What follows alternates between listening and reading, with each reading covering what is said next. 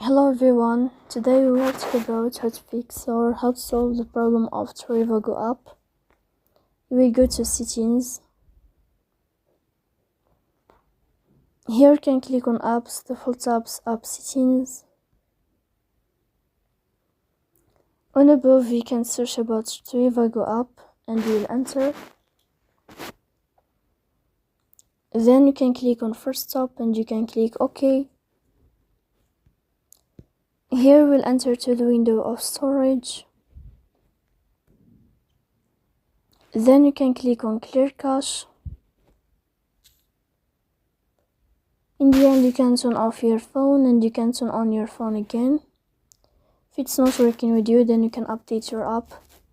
So please don't forget to support us by like and subscribe. See you next time in another video and thank you for your attention.